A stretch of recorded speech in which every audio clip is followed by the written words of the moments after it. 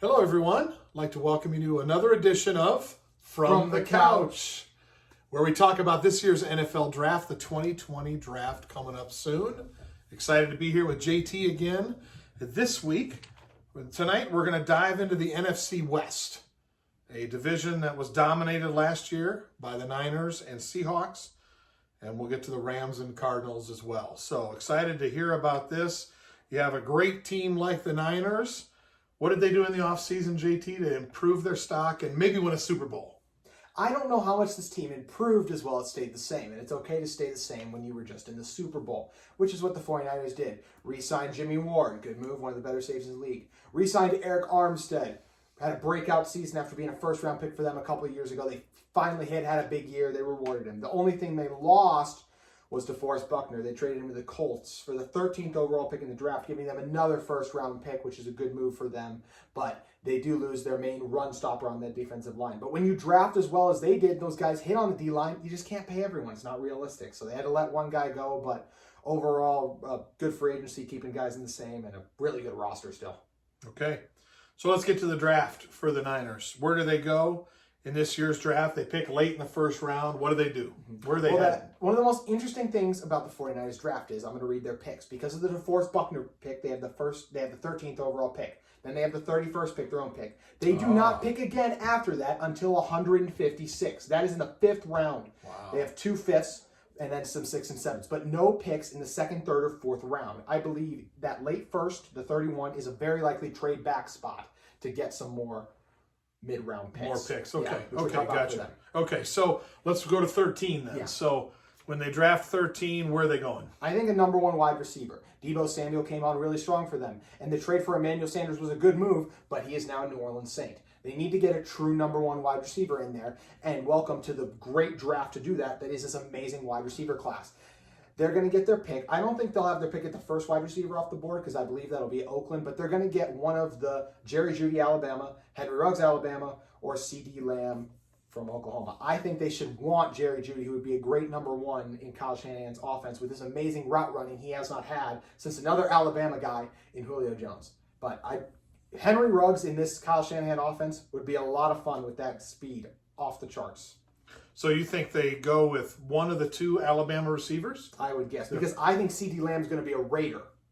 So I think they're going to go with one of those 2 guys. And I think they'd honestly value those 2 guys first. I think it'd be a Jeudy Ruggs and then a C.D. Lamb. Okay. That's how I think they value him. So let's move down later in that first round.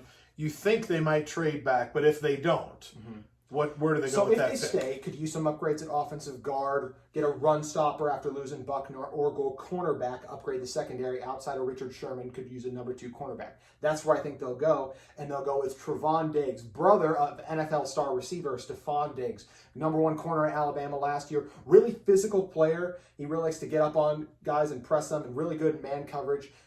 Once he learns to use his feet a little bit better, I think he's going to be he could be a number 1 cornerback. In 2 or 3 years, he could surpass Richard Sherman, considering he is getting up there in age. But like I said, if I'm a betting man, they're trading back. Okay.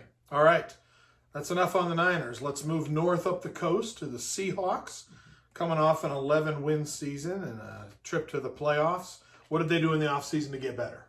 They re-signed their defensive tackle, Jerron Reed. I think that's a big move. Last year, not a very good player, but he was suspended the first 6 games, got off to a weird start. The year before that, double-digit sack player from the interior. Sneaky big move that I think is going to pay off this year when he plays a full 16 games. Also, re-signed Quentin Dunbar, good defensive back. Philip Dorsett, a longtime Tom Brady target. Russell Wilson loves his little guys that can catch the deep ball. Also, Greg Olsen is now a Seattle Seahawk. Russell Wilson loves his reliable, trustworthy tight ends, and I think those guys are going to get on the same page very quickly and be a great connection this coming season. Okay. All right, well, let's look at the draft. Where are they picking? What are their needs? So they first pick's number 27. They were able to win their first playoff game and then against Philly and then lost to the Packers. So I think the needs would be, for so many years, they continue to ignore the offensive line. This year, I got to believe they'll address it. Offensive guard, offensive tackle, take your pick. They got a really good left tackle. They got a really good center. But those other 3 positions, really wonky, and I think they got to grab some interior offensive line or exterior offensive line. Could also use some more help in the secondary, I believe, and get more defensive end. Jadeveon Clowney is still not signed, and I don't think they're bringing back Ezekiel Ansah. So they really don't have a starting defensive end right now, unless you're going to count on Bruce Irvin, who hasn't been in his prime for a long time. Okay. So give me some names. Who are they picking? I think it's the trenches, like I talked about. First, there's a chance that Cesar Ruiz, the number 1 interior offensive lineman coming out of Michigan, played center at Michigan last year, could easily slide over to one of the guard spots, I think, and help give Russell some protection. Or Yetur Gross-Matos out of Penn State, who's an athletic edge rusher guy who still could use a little bit more developing, but they've had some good pass rushers over the year. And when you have a guy like Bruce Irvin, who's not as good as he used to be, but a great mentor, and a guy who's been in the league for so long and seen so much, I really think Gross-Matos could really hit here big and be a double-digit sack player for them for years to come in the first round. Okay. They have some picks coming up after that. Any people that jump out at you for those spots? So I think they'll go defensive line early, which I would, in the second round, they actually have 2 picks. They have 59 and 64. So I think that leads to, if I'm them, I'm offensive line. I'm grabbing John Simpson out of Clemson, guy who's winning experience, winning program, can come in there and start at left or right guard day 1. Or an Ezra Cleveland, a Boise State guy. Some people are higher on him. I think late second round is much more his capability, and I think he'd be a better right tackle than left tackle, since I don't think he's the most athletic guy, and you need a more athletic guy to play on the left side of the offensive line. But I do think it's offensive line for the Seahawks. Okay. Can the Seahawks catch the Niners if it all comes together this way? Can they catch them? Yes. I think there's a couple things that still have to happen for them. Re-signing Jadeveon Clowney would be huge. He hasn't gotten the market he hoped he would, and re-signing to a 1-year cheap deal would be awesome. Russell Wilson is unbelievable, so I think he's going to do a ton on the offense. I like their running backs. I love DK Metcalf and Tyler Lockett. Good wide receiver tandem there. Pete Carroll's a good head coach. And then the order for them to pass the 49ers is going to take more Wilson magic, which he's capable of, but we'll see if it happens. Okay. A name to remember there, Greg Olsen. Mm-hmm. A name to remember. So. Definitely. All right, let's move to the Rams. A disappointing year last year for them, coming off their success from before. So what did they do in the offseason to get better? Yeah, Super Bowl to 3rd place in your own division is quite the crazy story, but we're able to re-sign Andrew Whitworth. Good move for them. Got Ashawn Robinson, a good defensive tackle, who will pair well next to Aaron Donald. There wasn't someone inside that defensive line in the interior of that D-line that teams feared this year, like they did 2 years ago when Ndamukong Suh was next to him and he got 20 sacks. So I like that move for them. Did lose Dante Fowler, but brought in Leonard Floyd coming over from the Bears. Fowler and Floyd are very similar players, both disappointing draft bucks that can give you a 10, 11 sacks somewhere in there. So I did think that was kind of a swap for them. And then they also were able to scoop up, because these are such weird times, Michael Brocker signed with the Ravens on a 3-year, $30 million deal. He failed his physical, so he then signed with the Rams on a 3-year, $30 million deal. I don't know why he passed it for one team, failed it for the other, but a lot of quality moves for them in the trenches. But outside of that, lost some good cornerbacks, linebackers, and they're still going to have to pay Jalen Ramsey a ton of money after trading 2 first-round picks for him. Okay. So the draft, where are they picking? What are their needs? What's going on with the Rams? They have 2 second-rounders and 2 third-rounders. No first, Jalen Ramsey trade. So obviously, they lost Todd Gurley. That's where I think they go in the second round first. I think they grab a J.K. Dobbins out of Ohio State. A really good runner. That's his best asset. Still a good receiver out of the backfield, but really physical runner, really good at running in between the tackles, and had a really productive 3 years at Ohio State. Okay, that's their first second-round pick. You're thinking running back. How about the other second-rounder? Willie Gay Jr., linebacker out of Mississippi State. Really athletic guy, and I think could come in there and replace Corey Littleton exceptionally well. So I like him sliding right in there and replacing Littleton. Okay. Do the Rams, any chance they can leapfrog the Seahawks or the Niners? Absolutely, because this roster was only in the Super Bowl 1 year ago. So they still have the talent up there. They have one of the better coaches in the league still in Sean McVay.